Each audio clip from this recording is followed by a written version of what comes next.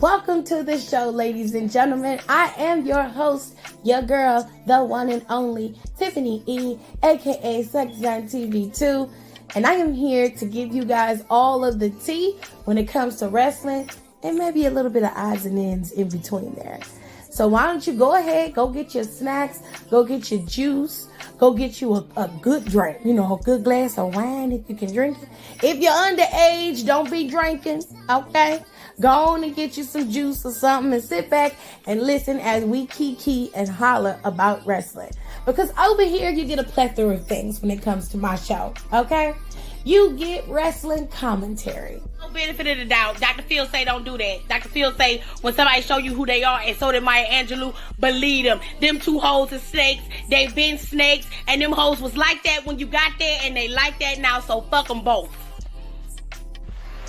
And they did the right thing by letting them headline WrestleMania. They most definitely deserve to headline WrestleMania, and that is how you close a mania. What else will you get? You'll also get a weekly recap of every single show that WWE has to offer. Monday Night Raw after show, NXT after show, and of course a Friday Night SmackDown after show. You'll also get a recap of all the Big 5 PLEs. I even do the Saudi shows for you. And then, if it's good and worth the time, I may even throw a little AEW in there. But of course, I will do my best to make sure I recap as many PLEs as possible. If I don't have it, then I'll throw it to one of my friends who do know it.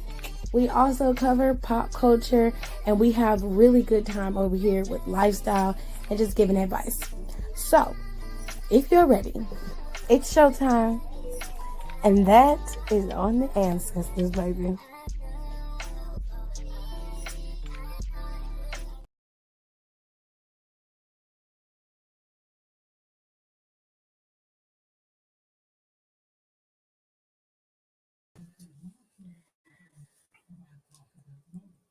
Who wants the perfect love story anyway? Cliche, cliche, cliche, cliche. Who wants the hero love that saves the day? Anyway. Okie dokie. There we go. Top commenter of the day goes to Icy Brazy, Beard, and Gayla. Okay? You guys got top commenter of the day, and if you guys want to have a shout out where I pick you out of the bunch and let you know that I appreciate you by giving you top commenter of the day, then all you have to do is come in right when I go live. Not when it says I'm up and coming, but right when I go live in order for you to get the shout out. And then there's it is, okay? Hello to everybody else in the live. I appreciate y'all for coming in. We're going to get started because Raw was simple and to the point today. There was not a lot of fodder. It was pretty on brand for the last couple of weeks of Monday Night Raw. Yes. But we're going to get into it because we got to see some new things today. Yes, it was wonderful. Now, Kenny said it's 80 y'all in here. At the time when she put this in here, it was 8. And I'm only one of 2 of them likes. I do appreciate a good like now. I do appreciate it. I do. I love it. Anyways, hello to you, Tirza. How you doing? How y'all doing? Nika is here. Of course, Kayla's making her rounds and telling everybody hi. Oh, she's icing her foot. Very good. I hope you are adhering to the doctor's orders. Tirza Lynn? Adhering to the doctor's orders, or I will snitch on you. I will holler and scream so Malcolm comes in there and gets you. I will snitch. Anyways, I hope you guys enjoyed Monday Night Raw. If you didn't see it, I'm going to give you guys a quick recap of the show and where I think things are going for some of these storylines. Yes, let us start with Judgment Day. Judgment Day kicked off the show today, as they have been doing for the last 3 months. God help us. It looked like they were one member short when they came out there this week, and they were. You see, Finn Balor decided to come out when he felt like it, not when Judgment Day had to go out. Rhea Ripley kept her nice little shag on her newly engaged self. Congratulations to you, Rhea Ripley. You and Buddy Murphy are getting married, and I hope this time that you and Buddy walk down the aisle, because the last time Buddy proposed to somebody, she ended up leaving him and finding a pop star, a former pop star that she'd been in love with since she was like 12 and marrying him. Which, no shade to Alexis, but she could do whatever she wants. I just thought it was weird, that they had been engaged for so long and hadn't gotten married yet. What you waiting for? Santa Claus? Anyways, it turned out she wanted the right one and Rhea Ripley was. So here we are. It looks to me like Buddy Murphy is really in love with love. He really loves love and he wants to be married and settled down. And I think Rhea really wants that too. So shout out to them. I hope that works out for them. Just don't share no more pictures with fans squirting cum on your face, okay? Because that's nasty. Anyway, we're going to go into what happened on Monday Night Raw, ladies and gentlemen, okay? So basically, what had happened was, okay, all of the Judgment Day bitches came out there and was talking, okay? They had Damien out there trying to get the crowd, to understand that Judgment Day is and forever will be on the same page, and we not buying it. We know that y'all got a lot of discord going on, and you and Rhea keep trying to hide the shit behind the scenes. But the way I see it is, since y'all like to put everybody else's business out there on Front Street and exploit everybody else's weaknesses, it's only fair that your weaknesses are also exploited. Okay, and it's very clear that the weakness within y'all team is you and Finn Balor's relationship, Damien. As seeing how you are the, senior money in the bank, as you like to call yourself, and Finn Balor just can't seem to get right. Everybody else in Judgment Day has succeeded at some level, whereas Finn Balor keeps failing at every turn. But notice in that failure, you always seem to be a contributing factor.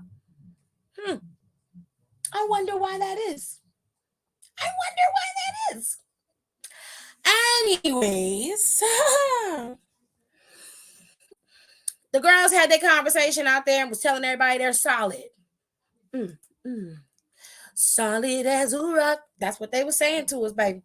But it turns out that, even in the midst of them capping, pretty much not capping, but blowing smoke up everybody's ass for Finn Balor, JD McDonough came out there and was like, listen, this is what we got to do.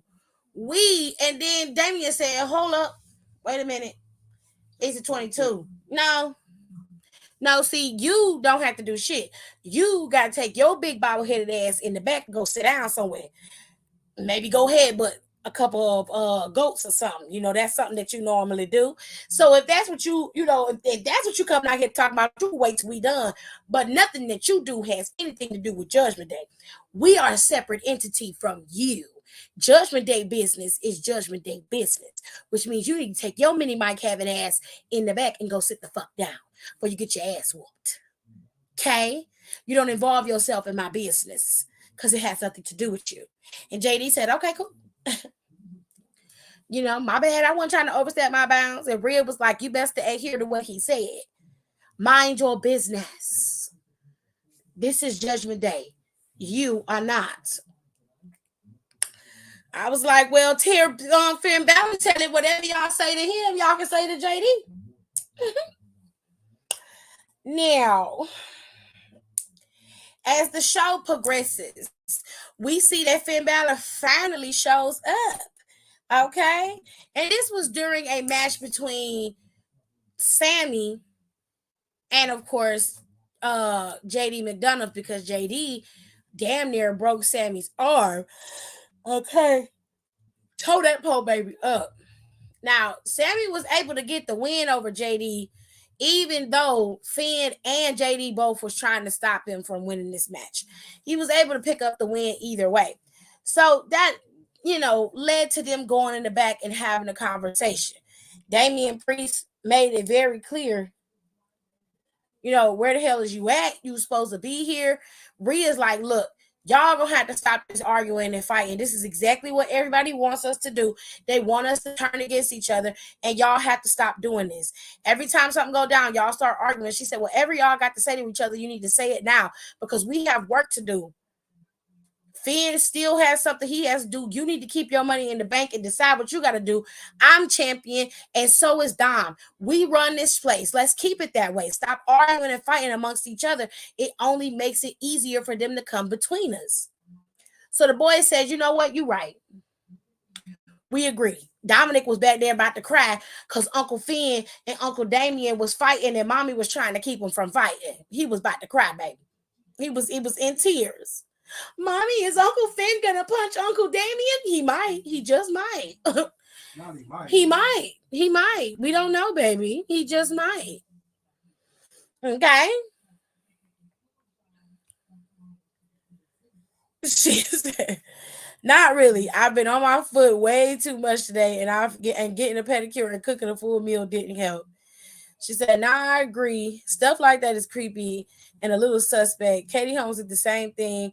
She had a crush on Tom Cruise growing up and ended up marrying him. I just didn't understand it. I was like, okay. Okay. Whatever works for you, Bliss. I'm not gonna shit on your parade. Wait, I still can't believe that Dom barely found out that Canada was a part of North America. What? Did I miss that on Raw today? I must have missed that on Raw today. Not you filling in the blanks for Damien. I have to. Girl, you know that's what I do. Okay. The girls was out there arguing and fighting. They got in the back of the kumbaya and they came together. Okay. Now, when it all started to get ugly is when JD McDonough Modoc came up there, and that's when Damien switched from being kumbaya moment to fighting like he a part of the Dora Milaje. He was about ready to tear Damien. Damien was about ready to tear JD McDonough's ass up. Okay, now after they was able to kind of calm that storm, and Finn was just like, "You need to relax, okay? JD's not a threat. Relax, okay." Charlie moved into the situation with Chelsea. Now, if you don't know what you don't know, was a lot. Chelsea obviously has no partner to maintain herself as the champion. Okay. Now, what I said, and what Nicole said, I believe it was last week. Y'all can go back on that show last Monday, and watch it because Nicole was in the live at that point. And we were talking about potential replacements for Sonya so that Chelsea can maintain herself as a tag team champion. And I suggested, as well as Nicole suggested, I need the cord for my computer.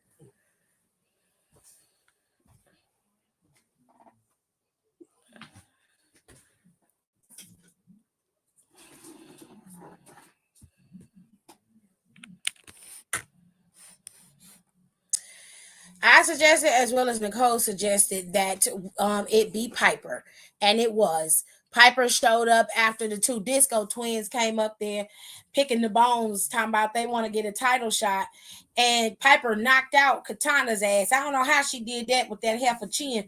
Katana got the chin, kind of chin that'll open cans.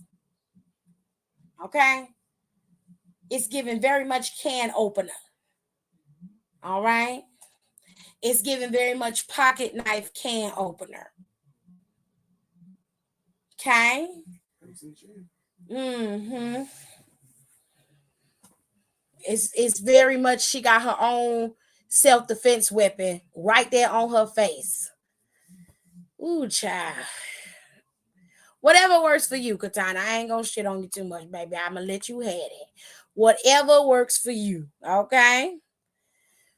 Dominic's stupid ass said that shit. He did not. Trolling like he don't know geography. Baby, this is why to be fair, I turned off when Dominic came out there. And honestly, the way that they drown his ass out, you can't hear shit. So I have a tendency to mute when Judgment Day comes on TV because don't I don't care to listen to what they got to say. Remember the Family Guy episode where Stewie wished he was born into a British family? Look at what I sent you. All jokes, JD. All jokes. All shit. Oh, they had the hit.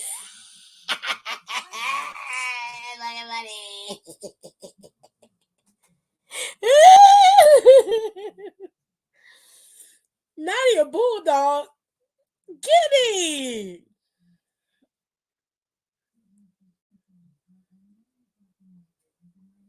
Oh my goodness. Okay. So as the girls was staking a claim to those tag team titles, Piper headbutted the shit out of Katana and said, told Chelsea, bitch, I'm your partner. Chelsea said, actually, I was going to hold auditions and like weed out the bad ones. She was like, no, you don't understand. I'm your partner. Now get your ass out of here. She snatched that damn belt off her shoulder, pushed her out the door, said, bitch, move. Let's go. We ain't got no fucking day.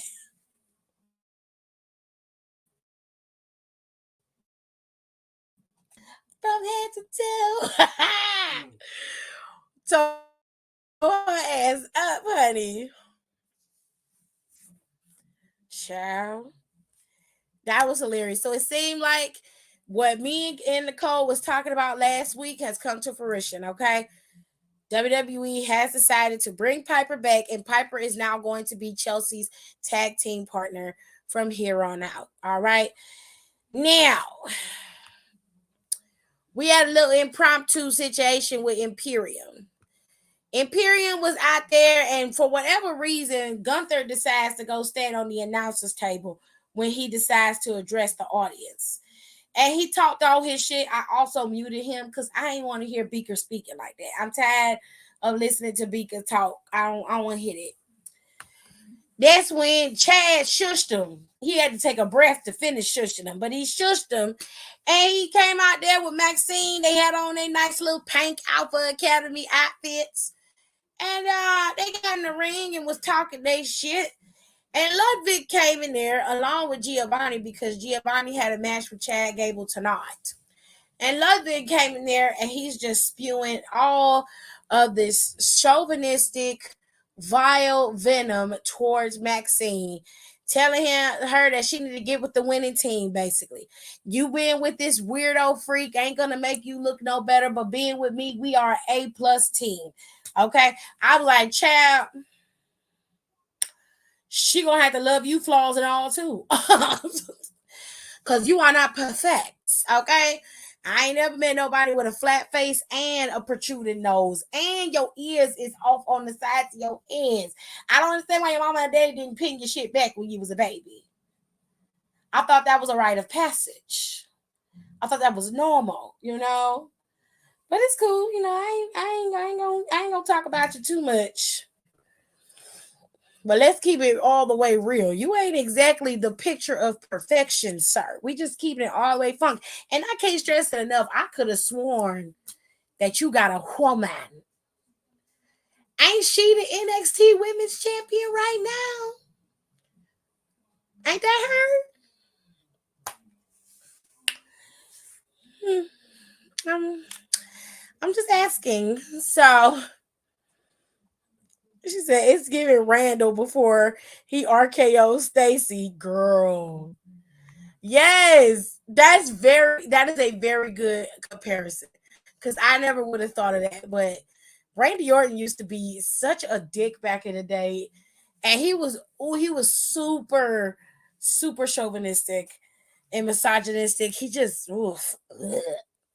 Anyways, so after that, Maxine smacked the dog shit out of Ludwig. Okay, Giovanni stood in the way, and they had a match. Now, eventually, Giovanni ended up losing to Chad Gable, which Chad Gable beat the brakes off of Giovanni. Giovanni had the battle scars to prove it. It was all types of red blotches and bruising all over this man's body. Okay. Giovanni did not go into that match and he took it lightly because he ended up getting his ass whooped in the end. Chad Gable is a beast. All right. Now, of course,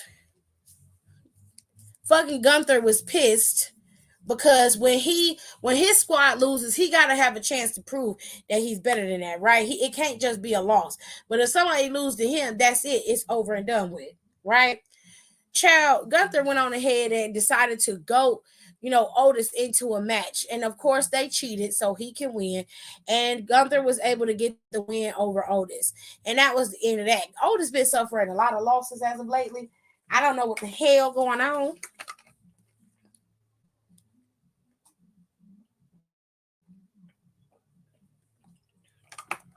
But it's been a mess, honey. Now,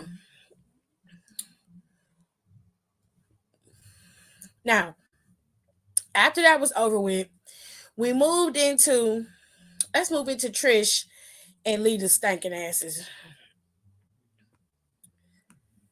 I wasn't excited about this match either.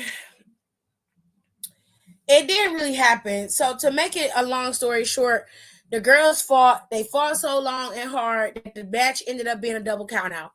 As they were finishing out their double count out brawl, Zoe intervened while Trish was getting ready to get slammed on a damn manhandle slammed on that merchandise kiosk. They beat the girl up and left her there. Adam came out there and told them hoes off. He said, every time I set up a match with you and her, you find some kind of way to wiggle your ass out of it. And then here comes Zoe mopping off at the mouth. He said, bitch, shut up. I'm not talking to you. Mind your fucking business. He says, since you can't seem to maintain yourself in a professional manner when it comes to this type of rivalry and match and give this woman what she earned, I'm going to make you. So the next time you face Becky Lynch, it's going to be in a steel cage. Bye. So now they're sitting in the hallway arguing and hollering and screaming. And Adam said he done with it. Now let's keep it real. Ain't no steel cage gonna keep that bulldog Zoe off of them, okay? She's still gonna be coming in there trying to help this bitch win this match, okay? Now, if I don't see Lita,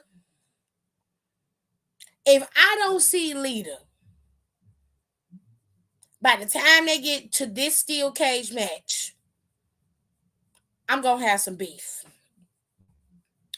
We gonna have problems. If Lita's ass don't show up at some fucking point, somebody getting their ass whooped because I can't take it no more. Okay. Every time you turn around, it's these two, it's her and Zoe punk ass smiling and giggling and sneezing every 2 seconds. And I'm just getting tired. I'm tired of it. Ain't no point. Y'all ain't even worth it's not even worth the time or the minutes to do it. Y'all just giving us these little you trickling out breadcrumbs and the breadcrumbs ain't worth it. Trish promos are lacking. They're not fun to listen to or watch. Becky keep eating her alive every time she be on the microphone. Becky is tearing her ass up. Zoe can't even compete. She ain't even on a similar level, let alone on par with Becky. She be eating her ass up. It's like watching a mukbang where them Asian dudes be eating whole pieces of chicken and don't chew it. Just suck the chicken off the bone. You be like, what the fuck is it? Are you even trying, bitch? Did you at least paint the bitch? I mean, why is we here? Now, this is y'all mother. Y'all be calling Trish mother. That be y'all. Calling her mother. Well, mother has been lacking as of lately. I don't know what the fuck is going on. I don't know what's going on, but it ain't hard to read Becky. Okay, because I hurt her feelings. I'm like, Becky, it's so strange. You real hastily mad at me for winning a match. But I remember a time where you would win at all costs. Is that not your mantra? Is that not how you operate? Then how can you be mad at me and call me a coward when you yourself have exhibited the exact behavior that I have? Nonetheless, I mean, if we're gonna, be mad at each other, let's be mad at the fact that your husband be out dressing you every time you come out there. Let's be mad at the fact that every time he's the one who is considered to be the fashion icon, when it was you who had the wonderful, amazing stylist first. It was you, but he's been the one who's been getting all the attention, all the love and admiration, while you, baby, you just trailing behind. You see, if you are going to be the woman, then you're going to have to be the woman at all costs, at every turn. You cannot be lazy with the fashions. You cannot be lazy with your persona. You can't do that. You have to embody it in every way, shape, or form. And you are letting your husband outwork you in every step of the way. Just setting the women's movement back seven plus years. Oh, pobrecito Becky. But it is okay, because I am here to save the women's division. Since I saved it a few years ago when I was here living my best life, when I was dominating, headlining, creating the lanes for you to be able to be big time Vex, I'm going to come back and save it again, because clearly the current leadership they're out to lunch at the moment. But it is okay, because I'm here. The lion will not bother you. Period. I mean, if you're going to clear her, clear her. That's all I'm saying. But all you know how to do is call her Lynch. I felt like we was watching the 18. You remember 18, Jared? Lynch, Lynch, Lynch, Lynch, Lynch. I'm like, shut up. Shut up. Anyway, child. Sidebar. That's how that went. Anywhoosies, there was other stuff that happened, but I don't remember. So, oh, listen. I remember this. Xavier and them. Listen. I don't care what nobody say. Xavier looks fine with them braids. I think he looks so goddamn cute with them braids. I love them singlets twists in his head. I so do. I was like, oh, look at how cute Xavier is. He is fine. Hold on. Let me see if I can find that picture.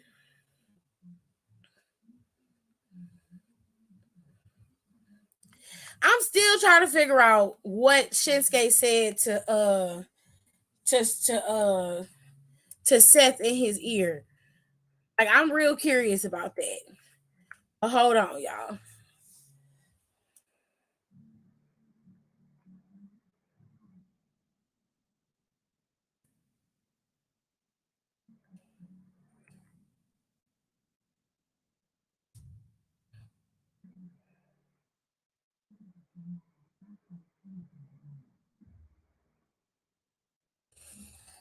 Hold on. Just a little while longer. Hold on. Just a little while longer. Because everything is gonna be alright. They are cutting up on Twitter, okay? Look at this shit. Look at this shit. Y'all, when I tell y'all, when Xavier and Kofi was standing there in front of Drew McIntyre and Riddle with these chairs, baby, that shit took me out, okay?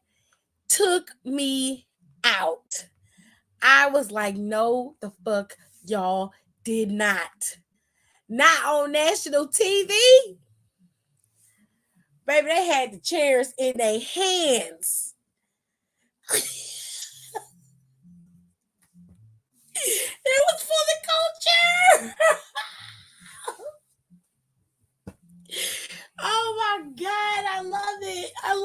so much. Oh, it's so good. It was so good. Never forget the Montgomery Brawl, baby. Never forget. Listen, I don't care what y'all say. That man is fine with these braids. He's absolutely stunning. And you can eat a dick if you said that he's not. That's how I feel. Okay. Anyways, the boys was back there arguing with Drew and Riddle. Xavier was just like, what the hell is going on around here? Okay, we leave for a couple months, and the Street Profits think they Cedric and Shelton. You got Shinsuke Nakamura kicking the damn world heavyweight champion in the back of the neck. He said, what the hell is going on? I've been asking that same question. I don't know. Sir. We don't know. All we know is we glad the New Day has returned. And next week it's going to be New Day versus Riddle and Drew McIntyre. Now, in my humblest of opinions, I don't believe that this tag team between Riddle and McIntyre is going to last very long. In fact, I think the moment that Drew McIntyre gets the opportunity, that is when the Scottish psychopath is going to come out and Riddle is going to be his first victim. And that's where we're going to get the start of the beginning of the rise of evil, Drew McIntyre. Okay. Now,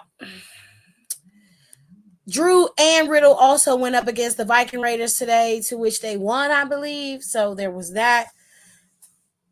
And then we had this match. So Cody Rhodes was scheduled to go up against Finn Balor, to which he did.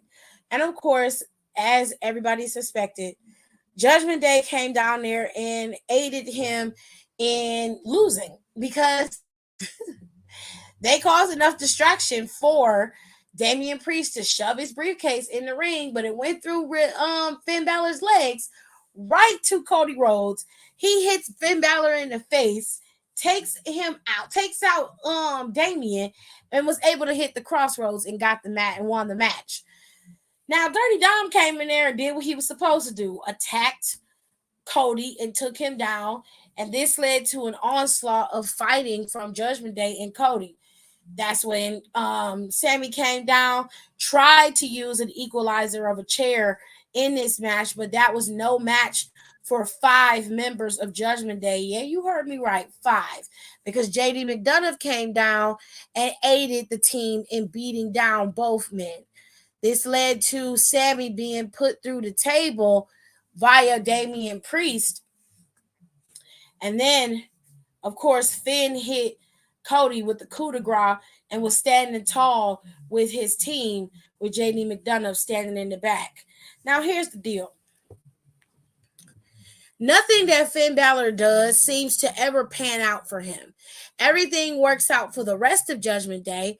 Dominic is champion, Rhea's champion, Damian Priest is a future champion, but Finn is the only one who can't seem to quite get out the blocks. No matter how many times the odds are stacked in his favor, he still comes out as the loser at the end of everything. Now, the only way that this is going to work out in Finn's favor is if JD McDonough is the one who helps him retain this title, if he ends up getting this title at Payback, or if he gets it after that. The problem here with Judgment Day's core is that it's supposed to be built on core trust and friendship. But there's a crack in that trust and friendship between Damian and Finn Balor. So now you introduce a foreign substance like JD McDonough, and that's going to widen that crack even further. The very same thing that happened with the Judgment with Bloodline is the same thing that's going to happen with Judgment Day. It may be a little bit quicker with Judgment Day than it is with the Bloodline. Okay? So just note that JD McDonough more than likely is going to join the Judgment Day at some point. And either one of two things is going to happen. He's going to end up superseding Finn Balor and pushing him out of the Judgment Day, or Damian Priest is going to walk away first. One of the two. I'm going to lean more into Priest. I think Priest is the one who's going to leave Judgment Day and be done with it, because he doesn't want to have to deal with JD McDonough and Finn Balor planning and scheming outside of the group. And it's just going to cause a lot of discord. It seems like JD is the ultimate agent of chaos, and he's just going to start slowly stirring that pot. It's going to be real slow. By then, Rhea Ripley's going to be preoccupied with her rivalry of her own, and so is Dominic Mysterio. So there's going to be some ascension, there's going to be some fracturing in this group, because nobody's going to be able to keep everything together with everything that they have to do. That's what happens when you make a lot of enemies. Okay? When you make a lot of enemies, you have to be able to maintain order. If you can't maintain order, chaos ensues, right? Hold on. She said, it kind of reminds me of the Bullet Club leaders coming in and switching the old one out a little bit. That is very true. So I remember watching the history of the Bullet Club on YouTube, and I watched how they moved from Finn to AJ to the Elite. They had Tama Tonga as a leader at one point. There was so many break-off factions and different aspects of the Bullet Club that most people don't even know the original members if you weren't watching New Japan back in the day. Um, it's a lot. It's a lot. Cody was also a part of the Bullet Club, but he was a part of the Elite, which was like a pseudo faction of the Bullet Club. Yeah, a lot of Bullet Club purists are like, no, that's not true. And I'm just like, okay, cool. Whatever works for you. The last little thing that happened on Monday Night Raw that I wanted to end with is Shinsuke Nakamura and Seth freaking Rollins. So Nakamura came out there to talk to Michael Cole about the reason behind him attacking Seth Rollins after Monday Night Raw last week. Nakamura spoke in Japanese, but he basically said, I did what I did because I felt like it. At least that was my interpretation of it. I could be wrong. As he was going to further elaborate, Seth Rollins came out there in some lace white pants, white boots, and that white shirt that he wore. He's worn that white shirt before. I thought the outfit was cute. I thought it was so cute. It's got a little bell bottom cut, boot cut like pant. I just thought it was so cute. I was like, I want to borrow them pants. Them pants cute. They were cute. Anyways, he had some real nice glasses on too. Them white glasses he had on were cute. But what killed me a little bit was the fact that Shinsuke had said something to Seth. I don't know exactly what he said, but I was trying to look and listen really intently at what he said, and I just could not catch what this man was saying to him. I don't know what he was trying to say or what he did say, but at the end of the day, he ended up, hitting him with the Kinshasa in the back of the head, and that was it. It looks like the rivalry is with Seth is moving on from Finn Balor to Shinsuke Nakamura, or at least it's got a little pit stop on Shinsuke Nakamura. I don't know where they're going with this, but it seems odd that they would move on from Finn Balor in this manner. But, they gave Cody and Seth a 3-peat. You know what I'm saying? I figured they would do the common courtesy of giving Finn a 3-peat too. But I don't know. And basically, that was it. That was Monday Night Raw. There wasn't really a lot going on. Oh, shit. Rhea Ripley went up against Indy Hartwell. Indy Hartwell had her first match today. She did pretty damn good up against Rhea. But ultimately, Rhea has more power than Indy does. And she just was not able to best her. And the fact that there was some interference in that match as well. But ultimately, Indy and Candice got the last laugh when they tried to attack. She tried to attack the girls, and the girls ended up taking her out. Now, Candice was hitting her with some weak-ass punches. But, baby, once they got that heifer down, Indy dropped her ass on her face, and then Candice did her move on her bite. That was it. Okay, the girls got their asses out of there before Dom's punk ass got in the ring. And then Rhea Ripley kept yelling, "You want to hit me?" And I said, girl, they did. Baby, they did. They did hit you. It's not that they wanted to, it's that they did. Okay?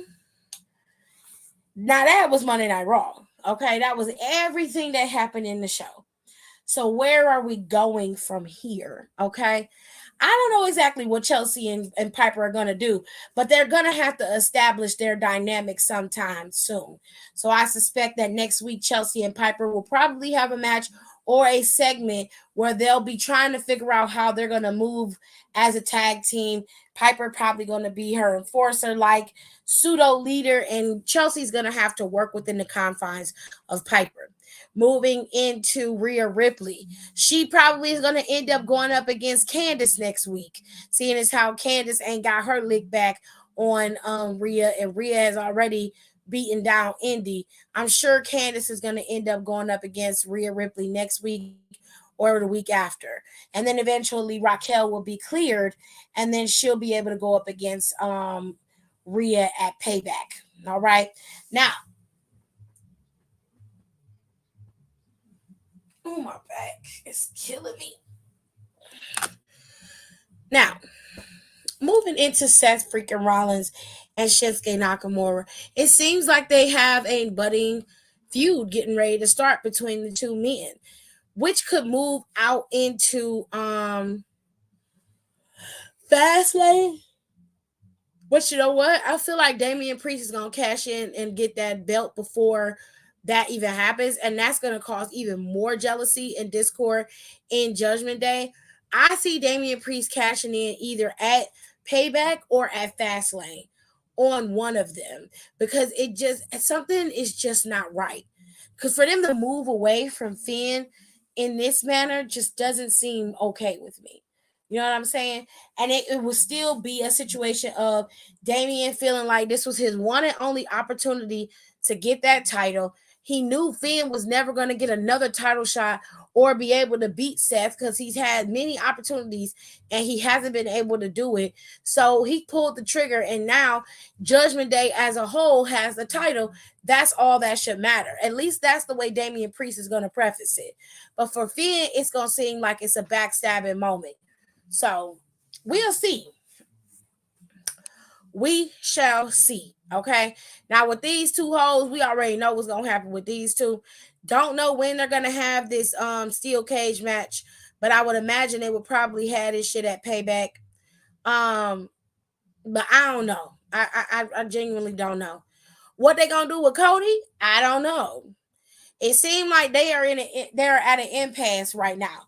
There's nothing to do with Cody. Sammy and Kevin seem to be on the shelf at this point.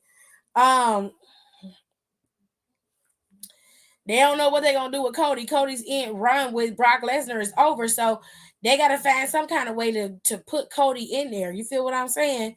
Now, I don't know. Cody could start a little rivalry with Gunter, fight that out a little bit, or if Drew is he turned heel by that time, you could have a nice rivalry with Drew for a little while until you decide to put Cody on whatever title you decide to put him on, which I'm going to assume more than likely they're going to make him revisit his title shot against Roman Reigns. We've already seen Kevin get a second round at it.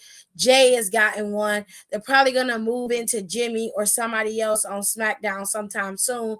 And then they could just purely move into Cody heading into Elimination Chamber or Royal Rumble. But it's a lot going on, y'all. We got a lot to unpack and sift through.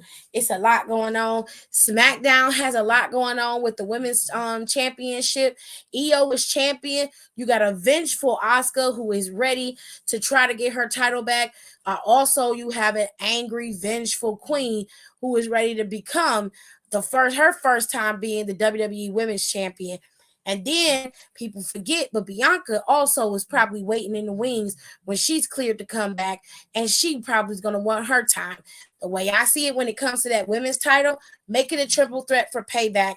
Have Io win that triple threat, move Asuka and Charlotte into a feud of their own so that they can continue to fight it out. So Asuka can get the win over Charlotte in that feud. Have Bianca and Io battling over that title. And then when you move into Mania, have Charlotte qualified to go up against Bianca, and have Bianca beat Charlotte. So Bianca has finally bested all four horsewomen at Mania, or at some given point, she has beaten them all. Okay. Now, Gunther's title. Next week, he's supposed to be defending his title against Chad Gable. He demanded that championship match be next week. Now, this leads me to believe that Chad is not going to get that title next week. And more than likely, he will be able to go up against Gunther again, but they won't set that match for Payback. They will set that match for after Payback. And when they do, that will put Gunther past his days as champion, and then they'll be able to move into him possibly dropping that title to Chad Gable if Chad Gable's the one he's going to go up against again. There's a lot going on, ladies and gentlemen. So many avenues that these things can take. I am just giving you some ideas of where WWE could go with some of these stories, okay? And they have plenty of opportunity to build this stuff up. Liv is out for a little while. She got a kayfabe injury. You have Raquel out with a kayfabe injury for a little while. You have Ronda's gone. Shayna's back there on Raw. Shotzi is there. Bailey and Shotzi are probably going to end up ramping up their feud very soon for them to head into Payback, so Shotzi can get some nice get back and get a nice little momentum going. What else? Damage Control is in full effect here on SmackDown. So I don't know how they're going to play this out, but it looks like they're operating as a solid team again. And of course, you still have the situation with Jey Uso. He left. He's gone. Kayfabe wise, Jey Uso is out. And they have listed him in the alumni section of the WWE website. So it is official, whether it's real or kayfabe. It's official as far as we know it. And do I believe outside of kayfabe, Jay has earned an opportunity to have some rest? Absolutely. Jey Uso's been going strong since day one of Roman Reigns' reign as champion. He has earned an opportunity to be able to go home and sit down for a little while and enjoy the fruits of his labor.